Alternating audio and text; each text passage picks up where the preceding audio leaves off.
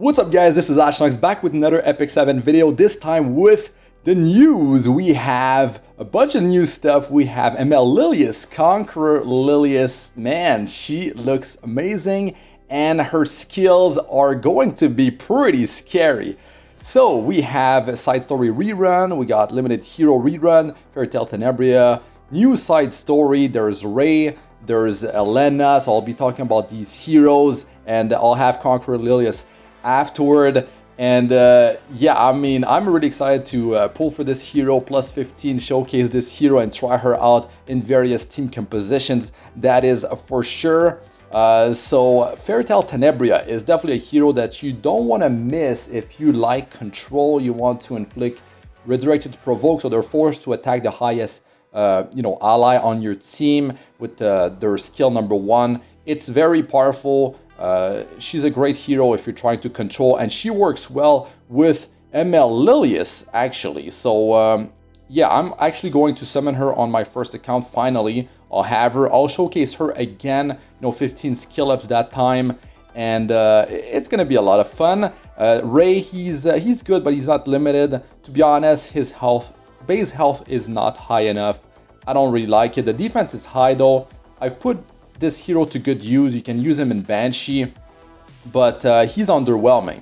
Drop her up for Elena. She is a much better hero. If you do have the Covenant Bookmarks, I would go for Elena instead of Ray, because she hard counters AoE team trying to cleave and stuff like that, and she got random cleansing on skill 1, 2 debuffs. She's definitely a great hero. Now moving on to Conqueror Lilias. Man, look at her design in a chair again, with the chair like Bangalore, but she's not in the chair always like Bangalore, so that's good. Light Warrior, let's start it off here. Let's look at her S3 animation. It's definitely on point, man. Very high quality skill number 3, and yeah, her skills, it's like I said, man, it's scary. It's control, like they're pushing control. Is it gonna be a control meta? Let's see what actually happens, but let's break down her stats, her skills here. But yeah, I mean, very nice design right here.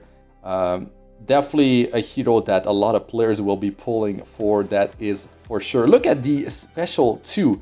Yeah, look at that, the scar on her face. I mean, is this scar as a marking? I forgot what it's called, but looking good.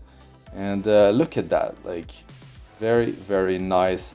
So she's got dual attack on skill 1 with a random ally. Look, it's like Lilias. It's like Lilias skill number 1, and then the skill number 2 kind of feels like Fire Lilias as well. It's kind of weird, that they went that route, but it's so powerful, right? Like the skill 1 and S2 of Lilias are strong, but she's not, like the S2 is not the same exactly. So her stats, high health and defense, which is great. Look at that speed, man, 121, what the hell?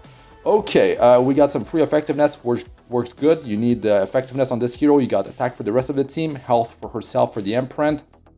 So Aquarius, star sign, that's good, effectiveness, perfect, because we definitely need quite a bit of it. She doesn't ignore effect resistance. Skill number 3 for honor, encourages the Perlin army, granting vigor to all allies for 2 turns. This is a buff, attack and defense, 30% increase cannot be dispelled. This stacks with attack buff and defense buff, by the way, guys. It's the same buff that Fire can gets. Decrease buff duration of all enemies by 1 turn. I mean, it's like Cerise, right? And has a 100% chance to decrease attack for 2 turns, grants an extra turn to the caster. So she can open up. She opens up 121 base speed with this thing on a 5-turn cooldown after skill ups. And then you have vigor for the whole team. Cannot remove that. She's taking off immunity from the enemy team, right? Immunity sets. And this is a non-attack skill, by the way, guys. And attack break too, so they're already crippled, dealing less damage. Skill number 2, cover, distracts the enemy, decreasing combat units by 25% with up to 100% chance to inflict redirected provoke for 1 turn. You can soul burn for 2 turn redirected provoke on that enemy that you target. It's only 1. Grants a barrier to the caster and the ally except for the caster with the highest max health for 2 turns. Works great with resurrected provoke, giving some more survivability to the target and herself. Barrier strength is increased proportional to the ally's maximum health. That's good, so you don't need to have her with like crazy health. Very good. And Resurrected Provoke, they attack the ally on your team with the highest health, and they will be using their basic skill. So yeah, definitely a very dangerous skill right there, but there's no ignore effect resistance, right? The Soul Burn is Resurrected Provoke for 2 turns instead of 1. So it's like I said, like Lilias, right? But much stronger, because Resurrected Provoke, I would take that over Provoke, because I mean, you're forcing them to attack whoever has the highest maximum health on your team, you know, like ML can, Martial Artist can, Dark Corvus, like if they get attacked, maybe they have counter set and stuff like that. Skill 1 attacks the enemy with a sword, triggering a dual attack from a random ally. So, I mean, you could have her with Fire Lilias in the team for some crazy shenanigans, so that could be fun. And it's 35% damage increase on that skill number 1. So she doesn't have damage outside of the skill number 1, and that's interesting. 2 non-attack skills. So yeah, this hero is going to be used for control, but you can also use her in various team compositions. I mean, just the vigor buff, you can bring that to boost the damage even further with attack buff in your team. Mystic Summoner rotation with Sinful Angelica. That's funny because these 2 heroes have dual attack mechanism, right? So definitely Sinful Angelica very strong for offensive play in Arena and Guild War, you know, versus the AI. You can bring her in RTA sometime. Here's some artwork. But yeah, let me give you guys some more thoughts about Conqueror Lilias, man.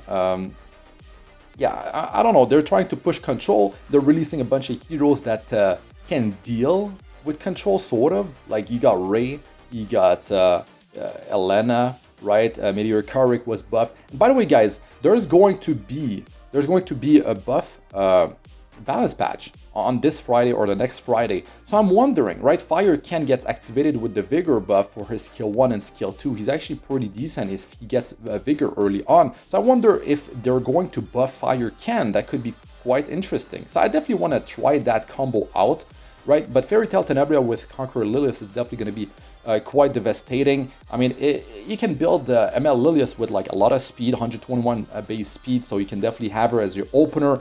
Cripple the enemy, like remove immunity and land a bunch of debuff, Resurrected Provoke, be really, you know, dangerous and annoying, really. So there's that. You can build her more slow, you know, tankier, more bulk on this hero, and you're going to be able to bring quite a few things with her kit. So definitely a strong kit, amazing design, and I can't wait to pull this hero. So yeah, let us know what you guys think about all that in the comment section. That's it for this one. I'm Astranox. Good luck with all ya do. Peace out for now.